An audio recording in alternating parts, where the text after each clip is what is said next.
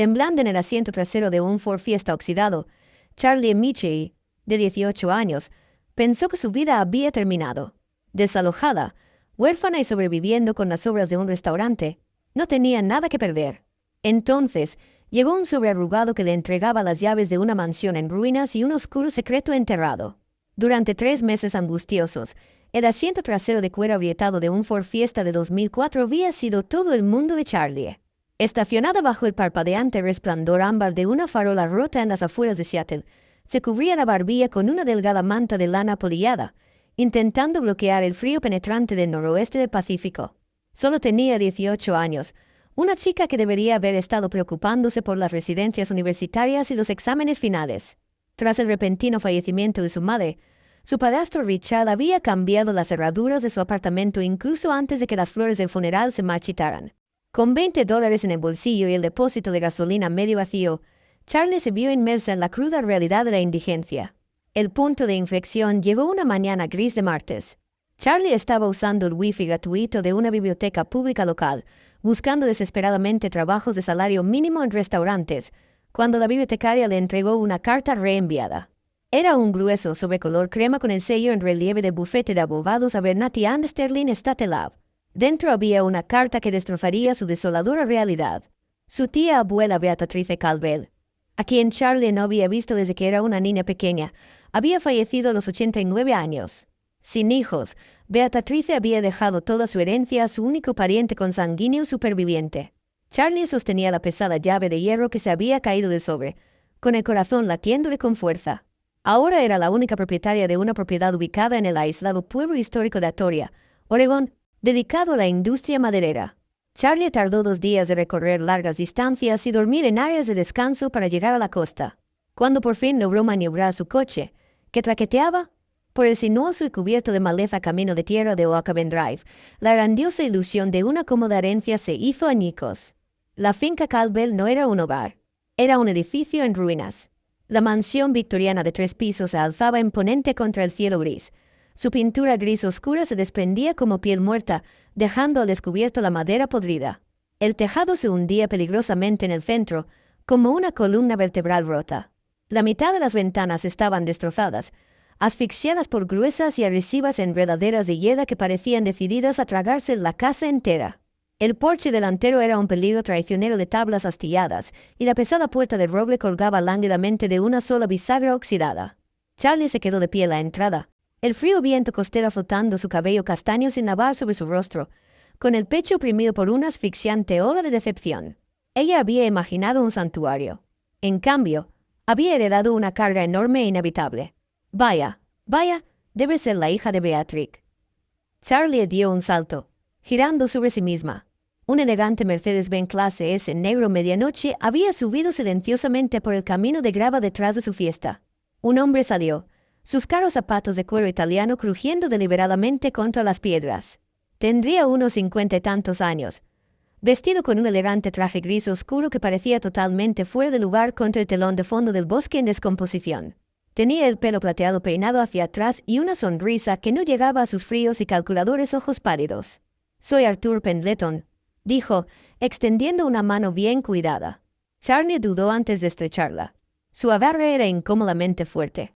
«Soy el dueño de Pendleton Development. Llevo casi una década intentando comprarle esta monstruosidad a tu tía abuela. Que Dios tenga en su gloria su alma obstinada». Charlie se cruzó de brazos, a la defensiva al instante. «No es una monstruosidad. Es la casa de mi familia». Arthur soltó una risita seca y condescendiente. Señaló el techo hundido. «Chica, sé realista. Este lugar está a punto de derrumbarse. El condado lleva años amenazando con expropiarlo. Solo los impuestos sobre la propiedad te ahogarán. Sin mencionar el amianto, el moho negro y los cimientos desmoronados. Pareces haber estado durmiendo en tu coche». Sus ojos se dirigieron al desorden en el asiento trasero. «Soy un hombre generoso. Estoy dispuesto a quitarte esta pesadilla de encima hoy mismo». Metió la mano en el bolsillo de su chaqueta y sacó un cheque doblado y reluciente. $25,000 en efectivo. «Firmas la escritura a mi nombre ahora mismo y puedes irte de aquí. Consíguete un buen apartamento cálido en Portland y empieza de cero». Charlie se quedó mirando el cheque. $25,000 era una fortuna. Era una cama, comidas calientes, la fianza de un alquiler, un nuevo comienzo. Su mano se crispó, buscando instintivamente el cheque. Pero mientras miraba del dinero a los ojos de Arthur, una sensación visceral de inquietud le invadió. Él estaba demasiado ansioso. Su mirada era demasiado intensa, fija no en ella, sino en la silueta podrida de la casa detrás de ella. ¿Por qué un promotor inmobiliario rico ofrecería $25,000 en el acto por un peligro tóxico condenado? Lo pensaré, dijo Charlie, dando un paso atrás. La sonrisa fingida de Arthur vaciló. Un destello de irritación genuina cruzó su rostro. No seas tonta, Charlie. Esta oferta expira cuando me vaya. La ciudad se apoderará de este terreno a finales de mes. Dije, lo pensaré, señor Pendleton. Charlie se mantuvo firme, alzando la barbilla. Arthur la miró fijamente durante un largo y sofocante momento. Luego, sus labios se curvaron en una mueca de desprecio.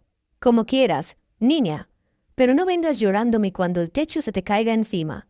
Volvió a subirse a su Mercedes y retrocedió por el camino de entrada a toda velocidad, levantando una nube de grava mojada.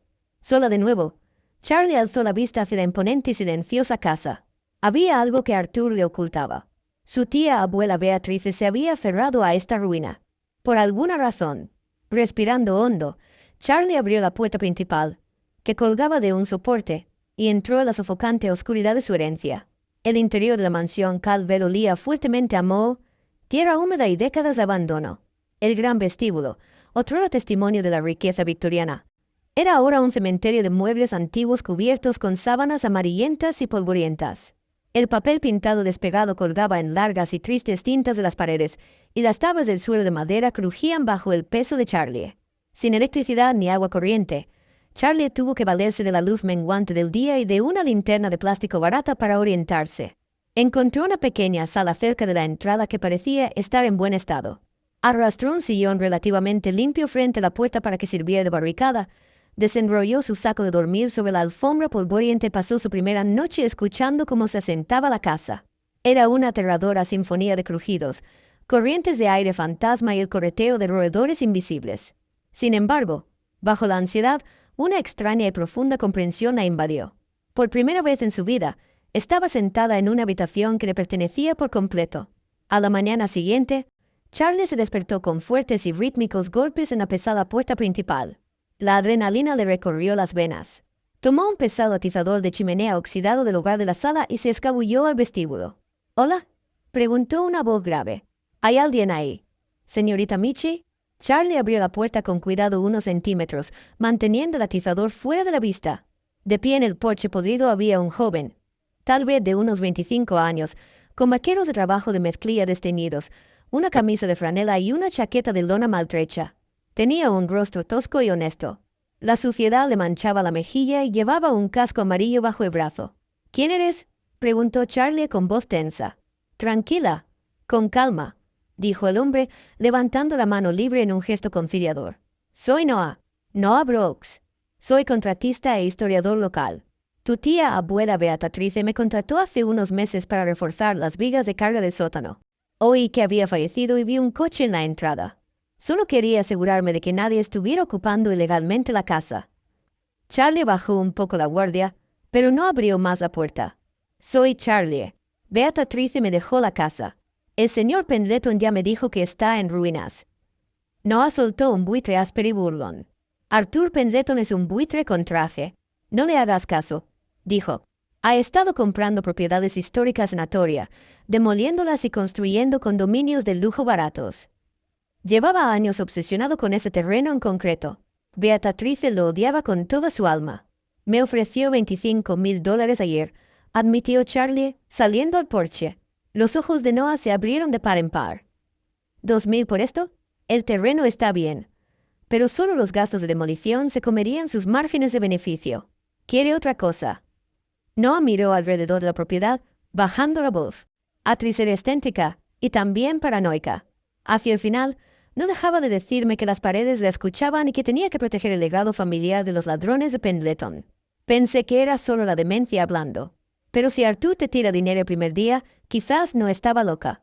Durante los días siguientes, Noah se convirtió en el salvavidas de Charlie. Le trajo agua embotellada, una estufa de camping y la ayudó a tapiar las ventanas rotas para que no entrara la gélida nieve costera. A cambio, Charlie prometió pagarle los salarios atrasados que Beatrice le debía una vez que decidiera qué hacer con la herencia.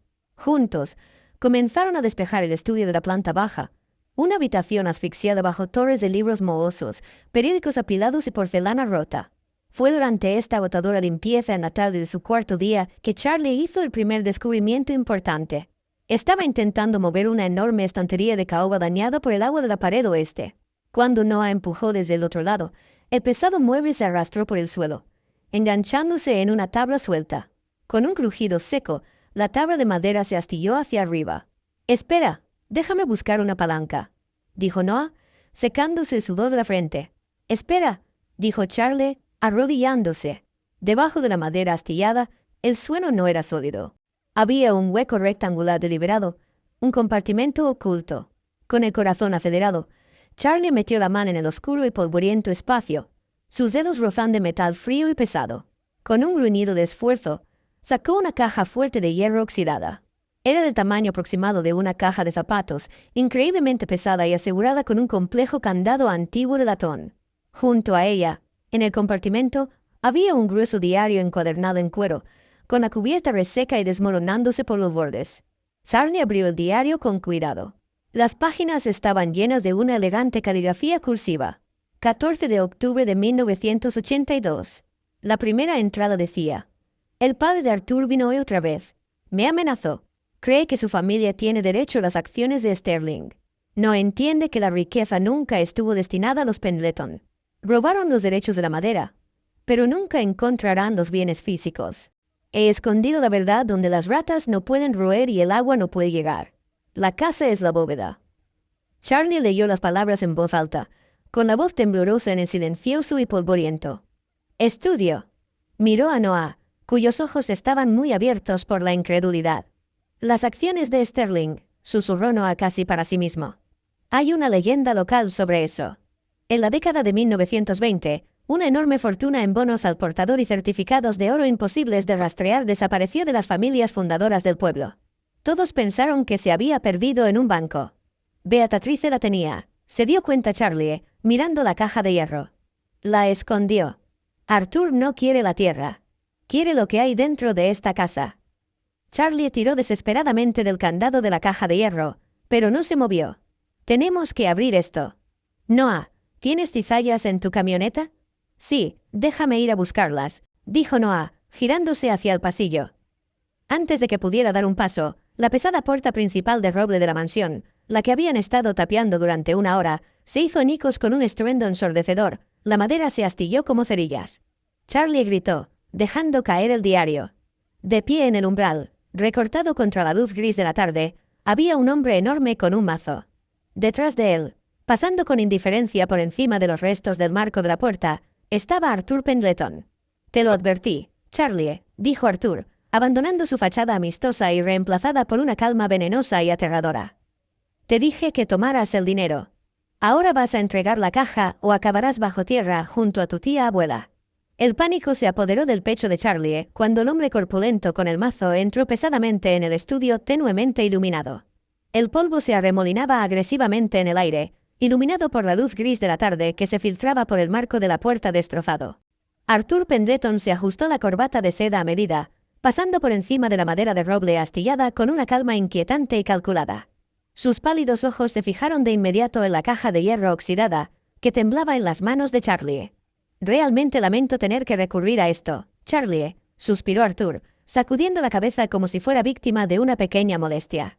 «Soy un hombre de negocios. Prefiero los contratos y las firmas pulcras, pero tu tía abuela Beatrice era una vieja bruja terca y paranoica, y parece que su impulsividad es hereditaria. Silas, trae la caja». El gigante de hombre Silas se crujió los nudillos, dejando caer el pesado mazo al suelo con un golpe aterrador. Dio un paso amenazador hacia adelante. Noah se movió de inmediato, colocando su cuerpo entre Charlie y los intrusos. «Retrocede, Arthur. Estás invadiendo propiedad privada. Ya tengo al sheriff local en marcación rápida». Arthur rió, un sonido áspero y abrasivo que resonó en el papel tapiz despegado. «El sheriff Miller está disfrutando de un viaje de pesca muy caro en Cabo, pagado por una subsidiaria de Shell Company de Pendleton Development. No responderá a ninguna llamada hoy. Ahora apártate, muchacho, antes de que Silas te rompa la mandíbula. «¡Corre, Charlie!», gritó Noah, lanzándose hacia adelante con la pesada palanca de metal levantada a la defensiva. Silas era terriblemente rápido para su tamaño. Esquivó el golpe de Noah, agarró el cuello de la chaqueta de lona del contratista y lo arrojó con fuerza al otro lado de la habitación. Noah se estrelló contra la estantería de caoba, la estructura se astilló con el impacto. Se desplomó en el suelo, gimiendo de dolor, agarrándose las costillas. «¡Noah!», gritó Charlie. «Dame la caja, niña», ordenó Arthur, acercándose, su capa de cortesía completamente desaparecida. «Esa riqueza pertenece a mi familia». El padre de Beatrice robó esos bonos al portador a mi abuelo, Thomas Pendleton, durante la crisis bancaria de 1929. Ella los escondió en esta tumba podrida para mantenerlos alejados de sus legítimos dueños. Si te pertenecieran, no estarías intentando comprar la casa por 25.000. Charlie espetó, activando sus instintos de supervivencia. Había pasado meses luchando contra ladrones en callejones para recuperar su mochila. No iba a entregar el legado de su familia a un buitre corporativo. Impulsada por la adrenalina, Charlie arrojó el pesado y desmoronado diario de cuero directamente a la cara de Arthur, quien instintivamente levantó las manos para bloquearlo. Ella giró y salió corriendo del estudio, agarrando la caja de hierro con fuerza contra su pecho. «¡Atrápala!», rugió Arthur, apartando el diario de un manotazo. Charlie corrió por el largo y sombrío pasillo hacia la parte trasera de la casa. Sus zapatillas resbalaron en la polvorienta madera, pero logró mantener el equilibrio. Se lanzó a la enorme y destartalada cocina, buscando frenéticamente una salida o un arma. La puerta trasera estaba completamente tapiada con gruesos tablones de madera contrachapada. No había hecho un trabajo demasiado bueno asegurándola el día anterior. Estaba atrapada. Unos pasos retumbaron por el pasillo. Desesperada, Charlie se agachó detrás de la pesada isla central, una antigua tabla de carnicero que olía levemente a grasa vieja y podredumbre. Dejó la caja de hierro en el suelo. Sus ojos recorrieron el lugar rápidamente, deteniéndose en un pesado y oxidado ablandador de carne de hierro fundido que descansaba sobre una encimera cercana. Lo agarró, con los nudillos blancos. «No puedes esconderte aquí para siempre, Charlie». La voz de Arthur llegó a la cocina, cargada de malicia. «Esta casa es un laberinto de podredumbre seca. Te caerás por el suelo antes de encontrar una salida. Solo dámelo y te dejaré ir. Incluso te escribiré ese cheque. Vuelve a Seattle. Vuelve a tu Ford Fiesta». Charlie miró la caja de hierro. El intrincado candado de latón era grueso, pero las bisagras de la parte posterior de la caja estaban muy corroídas por décadas de humedad costera. Si Arthur quería lo que había dentro, primero necesitaba saber qué era. Necesitaba ventaja. Conteniendo la respiración, metió el borde del ablandador de carne bajo la bisagra oxidada y empujó con todas sus fuerzas. El metal crujió. «Te oigo», gruñó Silas, sus pesadas botas pisando el agrietado linoleum del suelo de la cocina. Con un crujido espantoso, la bisagra oxidada cedió. Charlie abrió la tapa de la caja de un tirón. Esperaba ver fajos de billetes, oro reluciente o joyas antiguas. En cambio, se le encogió el corazón.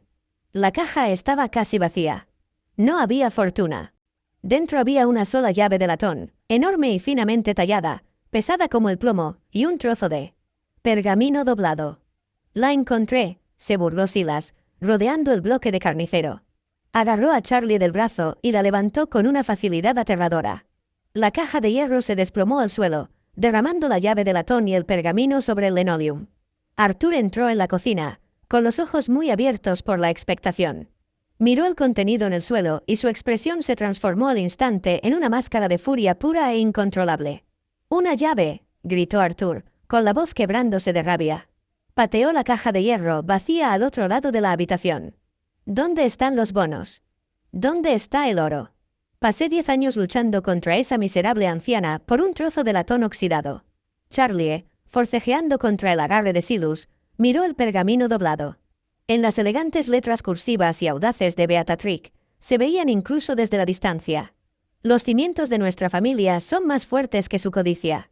La frustración prácticamente irradiaba de Arthur mientras caminaba de un lado a otro de la cocina, pasándose las manos por su cabello plateado. «Derriba las paredes. Derríbalo todo, Silas. Rompe cada tabla del suelo de esta maldita cocina si es necesario. Déjala ir, Arthur». Un pesado y dentado trozo de la puerta de roble destrozada se rompió repentinamente contra la parte posterior de las rodillas de Silas. El hombre gigante dejó escapar un rugido de dolor. Sus piernas cedieron. Noah había entrado cojeando la cocina, con la sangre goteando por su frente, blandiendo los restos de madera como un bate de béisbol. Cuando Silas cayó de rodillas, su agarre sobre Charlie se aflojó. Ella se liberó de un tirón, lanzándose instantáneamente al suelo para arrebatar la pesada llave de latón del pergamino. «¡Corran al sótano!», gritó Noah, agarrando a Charlie por el hombro y empujándola hacia la estrecha puerta cerca de la despensa. Abrieron de golpe la puerta del sótano y prácticamente se desplomaron por las empinadas y crujientes escaleras de madera, cayendo en la oscuridad absoluta. Noah cerró la puerta de golpe tras ellos y echó el pesado cerrojo de hierro justo cuando Silas arrojaba su enorme peso contra el otro lado. La madera crujió violentamente, pero el cerrojo resistió. «Noah, está sangrando», jadeó Charlie, encendiendo su linterna de plástico. El haz atravesó la sofocante oscuridad, revelando un sótano extenso y cavernoso con pisos de tierra, gruesos pilares de ladrillo y un techo atascado de tuberías polvorientas. «Sobreviviré», se quejó Noah, agarrándose el costado. «¿Qué había en la caja? Por favor, dime que no eran solo viejas recetas familiares». Charlie levantó la enorme llave de latón. «Solo esto y una nota». Beatrice escribió: «Los cimientos de nuestra familia son más fuertes que su codicia. Arthur está perdiendo la cabeza allá arriba». Noah miró fijamente la llave, frunciendo el ceño. «Los cimientos». Miró alrededor del húmedo sótano de tierra. «Charlie y Beatrice me contrató para reforzar las vigas de carga aquí abajo. Pero estaba obsesionada con un pilar específico, la columna central principal. Me decía que no tocara la mampostería, solo que la enmarcara. Pensé que estaba preocupada por la integridad estructural». Sobre ellos, la puerta del sótano se astilló ruidosamente. Silas estaba usando el mazo. No tenían mucho tiempo. Charlie apuntó con su linterna hacia el centro de la habitación. Un pilar enorme hecho de ladrillos oscuros e irregulares sostenía el peso principal de la casa. Corrieron hacia él. «Miren bien los ladrillos», instó Noah, pasando las manos sobre la mampostería fría y húmeda. Esta casa fue construida en 1890. Patrones de colocación de ladrillos estándar. «Pero miren aquí», señaló una sección a la altura de los ojos. «Estos ladrillos están colocados en aparejo flamenco, pero el resto del pilar está en aparejo corrido». Esta sección se añadió después. Charlie pasó los dedos por la sección de aparejo flamenco. El mortero se sentía diferente, más suave, ligeramente desmenuzable. En el centro mismo del patrón, un ladrillo tenía una extraña hendidura circular, completamente oculta por décadas de polvo y telarañas. «La llave», susurró Charlie. Levantó la pesada llave de latón. El vástago era inusualmente grueso y los dientes estaban dispuestos en un complejo patrón multidireccional. Insertó la llave en la hendidura. Encajó perfectamente. «Van». La puerta del sótano del piso de arriba se partió por la mitad. Unos pasos retumbaron por las escaleras de madera. «Gírala», siseó Noah. Charlie agarró la llave de latón con ambas manos y la giró con todas sus fuerzas. Por un segundo, no pasó nada. Entonces, un fuerte estruendo metálico resonó desde lo profundo del pilar de ladrillo, seguido del sonido chirriante de la piedra pesada moviéndose contra la piedra. Toda la sección de ladrillos de aparejo flamenco no era una pared. Era una sólida puerta de acero reforzado, ingeniosamente disimulada con un revestimiento de ladrillo. Se abrió con un fuerte suspiro, revelando una oscura cavidad oculta dentro del enorme pilar de los cimientos. Charlie apuntó la linterna hacia adentro. Tanto ella como Noah jadearon, sintiendo como el aire salía de sus pulmones. Apiladas ordenadamente dentro de la bóveda oculta, había docenas de cajas metálicas selladas e impermeables. Pero no eran solo cajas. En el estante superior había pilas de frascos de vidrio impolutos y sellados, llenos de algo pesado y brillante, lingotes de oro en bruto. Junto a ellos, gruesas pilas de papel encuadernadas en cuero deteriorado. Certificados de oro y bonos al portador originales de la década de 1920, completamente imposibles de rastrear y con un valor de millones. «No solo escondió dinero», susurró Noah, metiendo la mano para sacar un grueso sobre tamaño legal con el sello del pueblo. Lo abrió, recorriendo los documentos con la mirada. «Charlie, estas son escrituras de propiedad. Beatrice no solo era dueña de esta casa. Era dueña de los derechos de zonificación comercial de la mitad del centro de Atoria. Los Pendleton han estado construyendo en terrenos arrendados durante décadas. Arthur irrumpió en el sótano. Silas justo detrás de él sosteniendo la linterna. El haz barrió la habitación y se posó en la bóveda abierta, iluminando el oro y las pilas de bonos. Arthur dejó escapar una risa maníaca y sin aliento. Lo sabía. Sabía que la vieja bruja lo tenía. Corrió hacia el pilar, apartando bruscamente a Noah y Charlie. Cayó de rodillas, con las manos temblando mientras metía la mano en la bóveda, prácticamente babeando sobre los relucientes frascos de oro. Silas, trae las bolsas del coche. Somos ricos. Arthur, no puedes tomar eso, dijo Charlie, tropezando hacia atrás, pero una repentina calma la invadió. Intenta detenerme, mocosa sin hogar. Arthur gruñó, metiendo un frasco de oro en su chaqueta. Noah captó la mirada de Charlie y asintió hacia la pesada puerta de acero de la bóveda. La puerta de ladrillo camuflada era increíblemente gruesa, diseñada para proteger la fortuna de incendios, inundaciones y ladrones. Arthur acababa de arrastrarse hasta la mitad del pilar para alcanzar las cajas del fondo. En perfecta sincronización, Noah y Charlie se abalanzaron hacia adelante. Agarraron el pesado borde de la puerta de acero y la cerraron de golpe con un estruendo metálico ensordecedor. «¡Oye!», gritó Arthur desde el interior de la estrecha y sofocante bóveda. Charlie agarró la llave de latón, que aún estaba en la cerradura, y la giró bruscamente hacia la izquierda.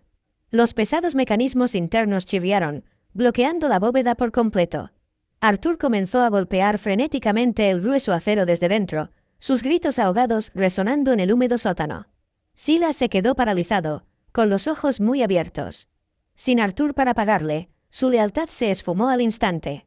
Miró el pilar cerrado, luego a Noah sosteniendo la pesada palanca, y sin decir palabra, el gigante soltó su linterna, se dio la vuelta y corrió escaleras arriba, abandonando a su jefe. Charlie se apoyó contra el frío pilar de ladrillo, con el corazón latiéndole frenéticamente contra las costillas. Miró a Noah, quien esbozó una enorme sonrisa sin aliento. «Creo», rió Noah, limpiándose la sangre de la frente, «que por fin puedes permitirte arreglar el tejado». 2 horas después, la propiedad estaba repleta de luces rojas y azules intermitentes.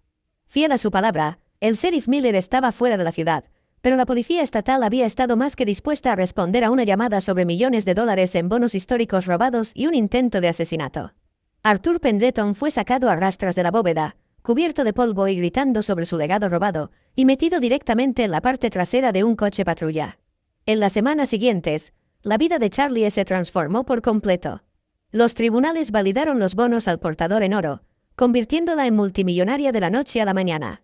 Aún más devastador para Pendleton Development, las escrituras descubiertas demostraron que la empresa de Arthur debía a la familia Calvel millones en alquileres atrasados por el terreno donde habían construido ilegalmente sus condominios. Charlie no tomó el dinero y corrió a un ático en Seattle. En cambio, estacionó su oxidado Ford Fiesta en la recién pavimentada entrada de la finca Calvel. Contrató a Noah Brooks y su empresa constructora a tiempo completo, pagándoles el doble de su tarifa normal para restaurar la mansión victoriana a su antigua y deslumbrante gloria.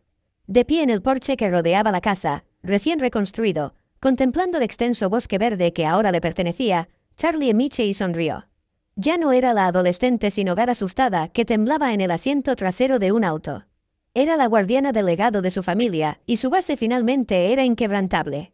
¿Te dejó sin palabras el increíble viaje de Charlie de adolescente sin hogar a multimillonaria? Esta increíble historia real demuestra que el destino a veces se esconde en los lugares más oscuros. Si te encantó este dramático giro del destino, dale al botón de me gusta, comparte esta historia con tus amigos y no olvides suscribirte a nuestro canal para más misterios impactantes de la vida real y descubrimientos de tesoros ocultos.